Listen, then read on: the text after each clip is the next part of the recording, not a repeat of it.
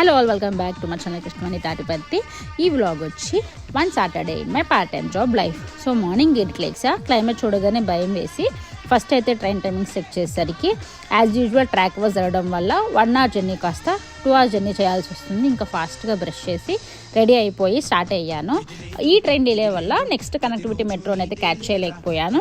ఇంకా కష్టాలు పడైతే టైం జాబ్కి అయితే వచ్చేసాను. సో మార్నింగ్ నాకు 10కి షిఫ్ట్ స్టార్ట్ అయిందనమాట.